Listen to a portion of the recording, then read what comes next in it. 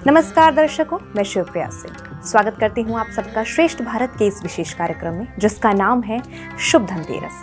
दर्शकों, हम सभी जानते हैं कि दिवाली से पहले धनतेरस पर पूजा का विशेष महत्व होता है।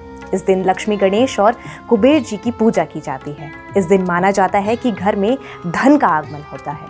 इसी दिन भगवान धन्वंतरी का जन्म हुआ था, जो कि समुद्र मंथन के दौरान अपने साथ अमृत का कलश व आयुर्वेद लेकर प्रकट हुए थे। और इसी कारण से भगवान धन्वंतरी को औषधि का जनक भी कहा जाता है। आज इस कार्यक्रम में हम जानेंगे कि धनतेरस का शुभ मुहूर्त क्या है, इसका महत्व क्या है, किस तरीके से हमें पूजा अर्चना करनी चाहिए। और इन सब विषयों पर चर्चा करने के लिए इस वक्त हमारे साथ स्टूडियो में मौजूद हैं आचार्य मोक्षित जी। आचार्य जी, आपका बहुत बहुत स्वागत है हमारे इस कार्यक्रम में। मैं सबसे पहले आपसे ये जानना चाहती हूँ कि धनतेरस का शुभ मुहूर्त क्या है। नमस्कार। सर्वप्रथम आप सभी दर्शकों को धनतेरस महापर्व की ढेर सारी शुभकामनाएं और बहुत बहुत बधाई। भगवान धन्वंतरी की कृपा आप सभी के जीवन में निरंतर प्राप्त होती रहे। आइए भगवान धन्वंतरी के एक सुंदर श्लोक के माध्यम से हम अपने इस कार्यक्रम को प्रारंभ करते हैं। ओम शुभम करोतु कल्याणम आरोग्यम धन संपदाम शत्रु बुद्धि विनाशाय दीपज्योतिर्नमोस्तुते। दीपज्योति परब्रह्मा दीपज्योतिर्जनार्दनः दीपो हर्तु मे पापम दीपज्योतिर्नमोस्तुते। जैसा आपने प्रश्न पूछा, धनतेरस का शुभ मुहूर्त क्या है, तो जैसा कि हमारे शास्त्रों में बताया गया है कि कोई भी कार्य अगर हम शुभ मुहूर्त में करते हैं तो उसका हमें एक विशेष लाभ की प्राप्ति होती है।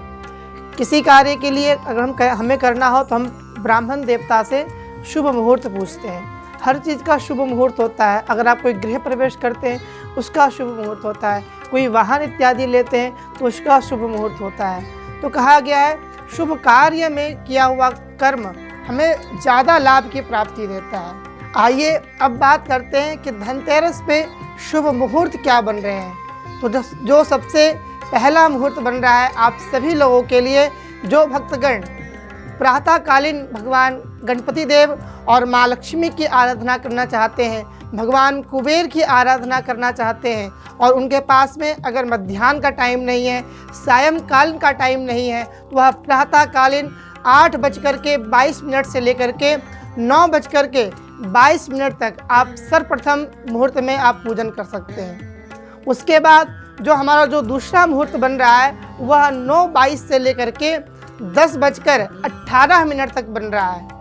वहीं अगर हम राहु काल की बात करें तो ऐसा कहा गया है कि राहु काल में हमें कोई भी शुभ कार्य इत्यादि नहीं करना चाहिए।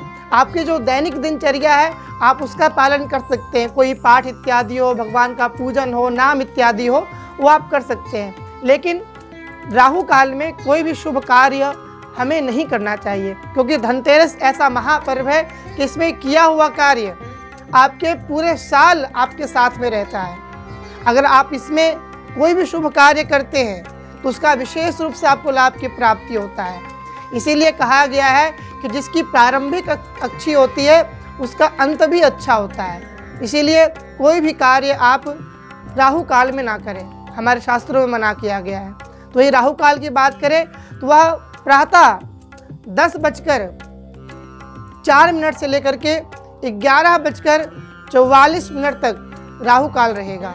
इस बीच में आप कोई भी शुभ कार्य ना करें, कोई भी शुभ कार्य करने से बचें। और अगर आप अपने घर के लिए कोई स्वर्ण इत्यादि ले रहे हैं, कोई बर्तन इत्यादि ले रहे हो, तो आप इस टाइम में ना लें। और जो हमारा जो तीसरा मुहूर्त बन रहा है वह प्रातःकालीन 12:04 से लेकर के 1:26 तक रहेगा। इस बीच में जो भक्त मध्याह्न काल में फ्री हो अथवा उनको प्रातःकालीन पूजन करने का समय न मिल पाया हो, तो वह इस टाइम में आप भगवान धन्वंतरी की पूजा अवश्यमेव कर लें। और जो हमारा चौथा मुहूर्त रहेगा वह 8:47 से लेकर के सायंकालीन और 10:26 तक, यह बहुत ही उत्तम मुहूर्त बताया गया है। और जो सबसे एक विशेष मुहूर्त है, जैसा कि शास्त्रों में बताया गया है कि एक गोधूली वेला होती है और उस टाइम का जो मुहूर्त होता है बहुत ही उत्तम बताया गया है। तो वह जो पांचवा मुहूर्त हमारा बनेगा वह 5:48 से लेकर के 7:44 के बीच में। यह जो मुहूर्त है वह अपने आप में बहुत ही परिपूर्ण मुहूर्त है। इस बीच में अगर आप भगवान धन्वंतरी की पूजा अर्चना करते हैं तो इससे आपको अनंत गुना लाभ की प्राप्ति होगी। और उसके बाद जो भी भक्त, क्योंकि इस दिन दीपदान का एक बहुत ही बड़ा महत्व बताया गया है।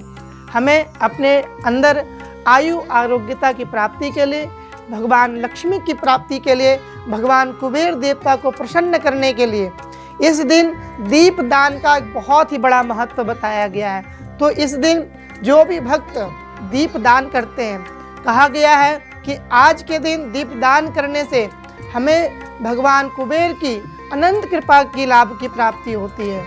और इस दिन किसी तीर्थ स्थान पर जा कर के, किसी मंदिर पर जा कर के अगर आप दीपदान करते हैं तो हमें वो कोटि कन्या, यानी जितना 1 करोड़ कन्या दान करने का फल प्राप्त होता है, हमें इस दिन दीपदान करने से फल की प्राप्ति होती है।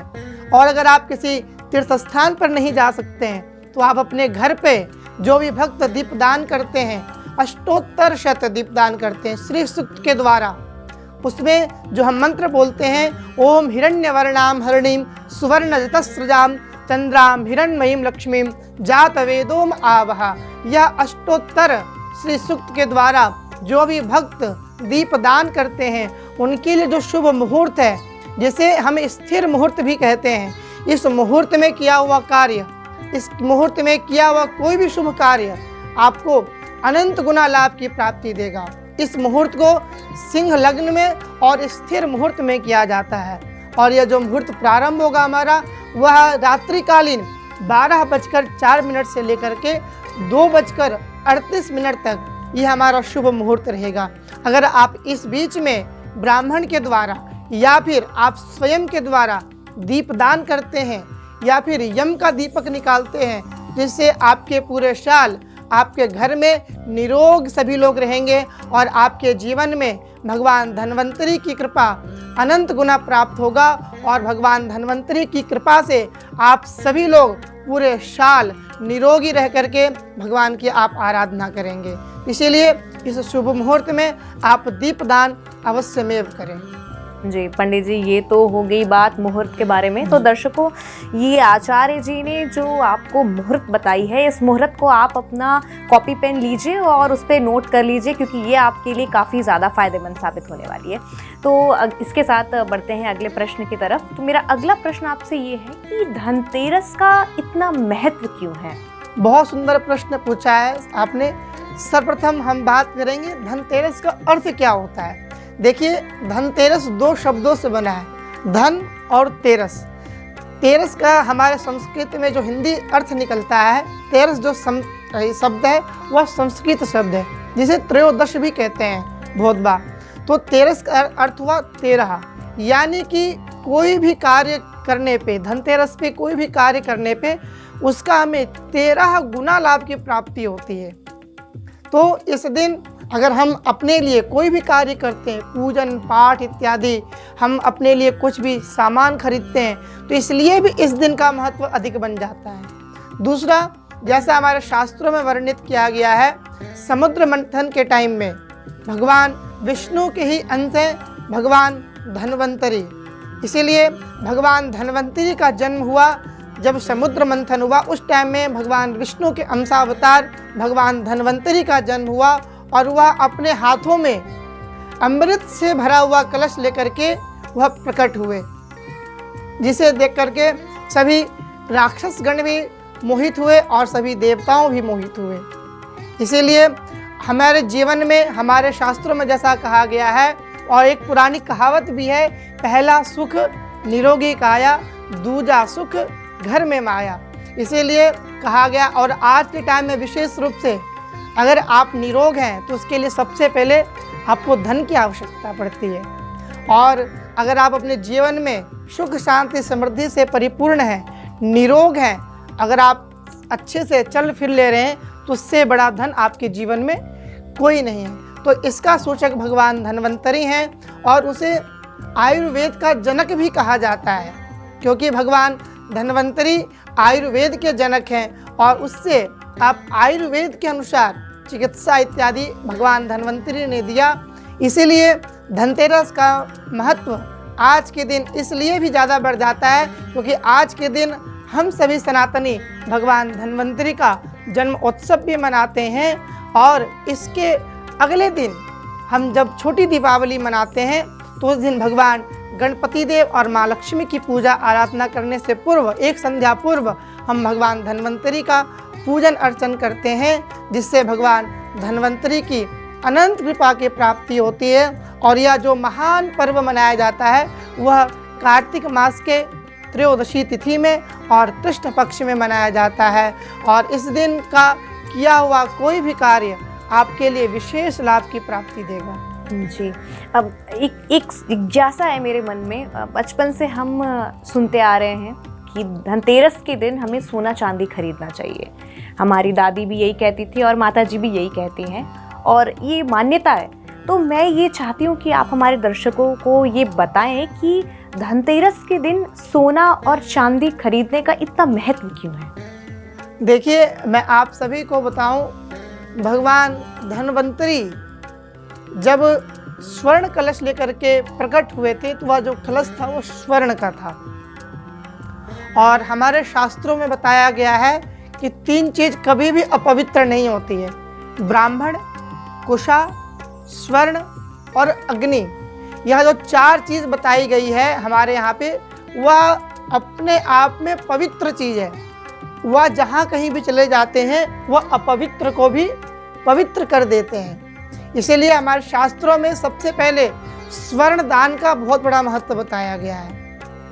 तो धनतेरस के दिन स्वर्ण खरीदना हमारे लिए उतना ही महत्वपूर्ण हो जाता है जितना कि आप अपने घर के मांगलिक कार्यों में करने से पहले स्वर्ण इत्यादि खरीदते हैं अपने बेटे के लिए, अपनी बेटियों के लिए।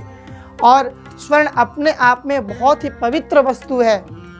इसीलिए स्वर्ण, चांदी इत्यादि खरीदना हमारे लिए आज के दिन बहुत ही ज़्यादा लाभप्रद होता है। और स्वर्ण ही नहीं खरीदना, अपितु अगर आप आज के दिन कोई वाहन खरीदते हैं, कोई घर इत्यादि लेते हैं, तो उससे भी ज़्यादा आपको लाभ की प्राप्ति होती है। जैसा कि मैंने आपको पहले बताया कि धनतेरस का अर्थ होता है हमें वह चीज़ 13 गुना मिल करके प्राप्त होना। जो भी चीज़ आपने खरीदा वह पूरे साल में आपको 13 गुना ज़्यादा आपको प्राप्त होगा।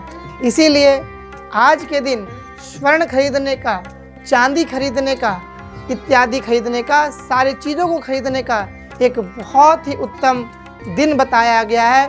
इस दिन हमारी माताएं बहनें विशेष रूप से अपने परिवार के लिए, स्वयं के लिए स्वर्ण इत्यादि खरीदते हैं। जी, आचार्य जी, ये तो बात हो गई सोने चांदी की मुहूर्त के बारे में, महत्व के बारे में। अब मैं चाहती हूँ कि आप हमारे दर्शकों को बताएं कि धनतेरस में किस तरीके से पूजा अर्चना करनी चाहिए और किन बातों का हमें विशेष रूप से ध्यान रखना चाहिए। आइए बात करते हैं कि हमें भगवान धन्वंतरी की और भगवान गणपति देव और माँ लक्ष्मी की पूजन विधि क्या है।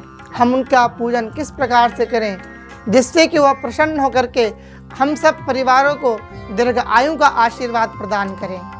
सर्वप्रथम हमारे शास्त्रों में बताया गया है कि जब भी कोई शुभ कार्य हो या फिर आप जब भी कोई देवी देवता का पूजन अर्चन कर रहे हो तो उसके लिए आपके घर का स्वच्छ होना बहुत ही परम आवश्यक बताया गया है। और वैसे भी दीपावली इत्यादि आने से पूर्व 15-20 दिन पूर्व ही हमारी माताएं बहनें अपने घर को साफ सुथरा करने में लग जाती है, क्योंकि कहा गया है माँ लक्ष्मी का वास वहीं पर होता है जहाँ पे स्वच्छता होती है। इसीलिए धनतेरस के दिन एक चीज़ और हम खरीदते हैं, झाड़ू। झाड़ू क्यों खरीदते हैं? झाड़ू को घर का लक्ष्मी बताया गया है, इसीलिए झाड़ू खरीदने का भी महत्व है इस दिन। तो सर्वप्रथम आप अपने घर को पूर्ण तरीके से स्वच्छ रखें, साफ सुथरा कर लें।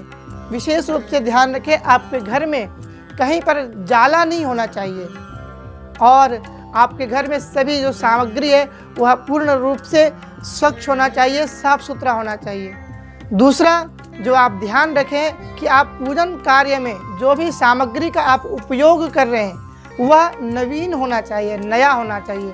ये नहीं कि आपके पिछले वर्ष का कोई सामग्री आपके घर में रखा हुआ हो तो आप उसे उपयोग में ले लें, क्योंकि धनतेरस से पहले 15 दिन पहले श्राद्ध पक्ष निकलता है। मतलब पूजा पाठ के जो सामान है वो हमें नया खरीदना चाहिए, क्योंकि उससे पहले श्राद्ध पक्ष निकलते हैं तो उसमें जितने भी पूजन सामग्री हमारे घर में रखे हुए होते हैं वह अपवित्र हो जाते हैं। इसीलिए आप इसका विशेष रूप से ध्यान रखें, क्योंकि मैंने बहुत बार देखा है जो हमारी माताएं बहनें होती हैं वह पिछले वर्ष का रखा हुआ सामान भी इस वर्ष उपयोग में ले लेते हैं। तो आप इस चीज़ का विशेष रूप से ध्यान रखें कि जो भी आप सामान खरीदें वह नया होना चाहिए। एक मेरा प्रश्न है इस पे कि कहते हैं कि मिट्टी का दिया कभी भी अशुद्ध नहीं होता जी। तो अगर 1 साल पहले का रखा हुआ मिट्टी का दिया है तो क्या उससे भी अशुद्ध माना जाएगा? नहीं, देखिए हमारे शास्त्रों में बताया गया है कि जो जिसका अंश होता है उसमें जाकर के वो समाहित हो जाता है। इसीलिए अगर आपके घर पे मिट्टी का दीपक रखा हुआ है तो आप उसको सर्वप्रथम गंगा जल से उसे आप स्वच्छ कर लें, वह अपवित्र नहीं होता है। जैसा कि मैंने आपको बताया, कुशा और अग्नि यह कभी भी अपवित्र नहीं होती है, ठीक है।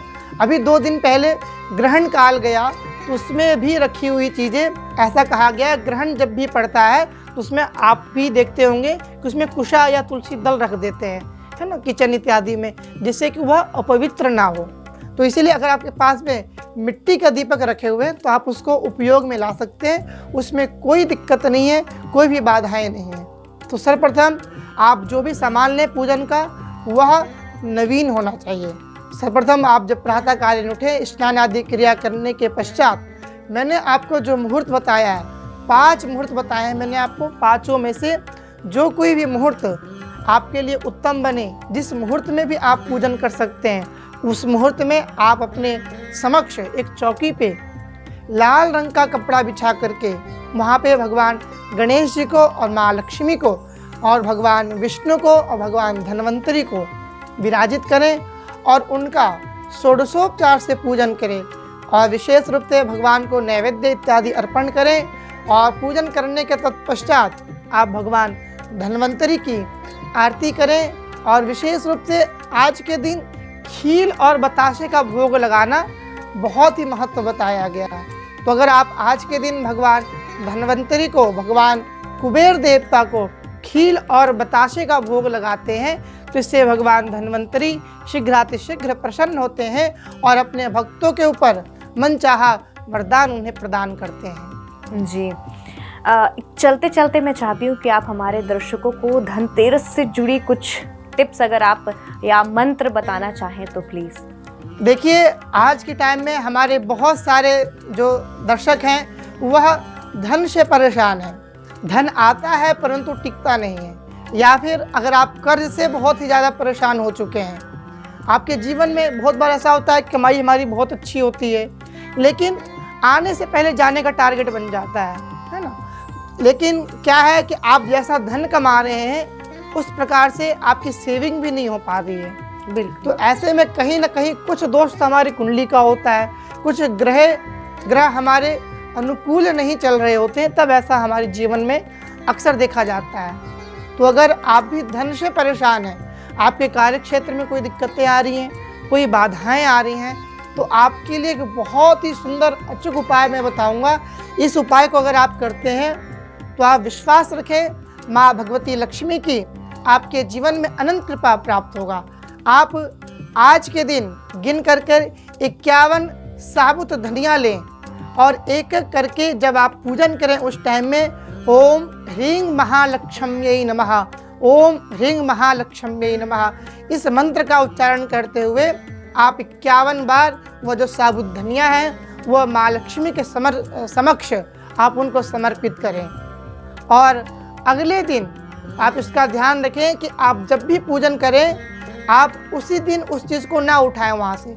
आप अगले दिन जब आप उठाएं तो उसमें से 11 दाने निकाल करके आपके घर में गमला हो, कोई पेड़ पौधे इत्यादि हो या ना हो तो आप किसी पार्क इत्यादि में जा करके उस 11 दाने को आप दबा दें मिट्टी के अंदर, और जो दाने उसमें बच गए हों उसको आप एक लाल कपड़े में बांध करके आप जहाँ कहीं भी धन रखते हो या फिर आप अपने मंदिर में उसे रखें, अपने व्यापार स्थान में अगर आप रखते हैं, तो इससे आप देखिएगा 41 दिनों के अंदर आपके व्यापार में अनंत गुना लाभ की प्राप्ति होगी। और आप देखेंगे शीघ्र जो आपके कार्यक्षेत्र में बाधाएं आ रही थी, जो दिक्कतें आ रही थी, वह धीरे धीरे समाप्त हो जाएगी और माँ लक्ष्मी की आपके समस्त परिवार के ऊपर अनंत कृपा की प्राप्ति होगी।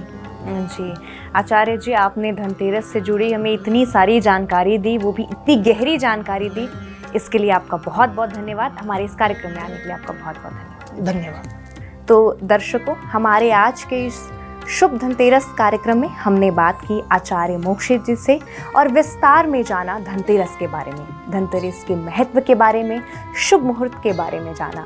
तो उम्मीद करती हूँ कि धनतेरस से जुड़ी ये जानकारी आप लोगों के लिए काफ़ी फायदेमंद साबित होगी। तो हमारे आज के इस कार्यक्रम में बस इतना ही। बाकी के खबरों के लिए देखते रहिए श्रेष्ठ भारत और आप सभी को धनतेरस की बहुत बहुत शुभकामनाएं। नमस्कार।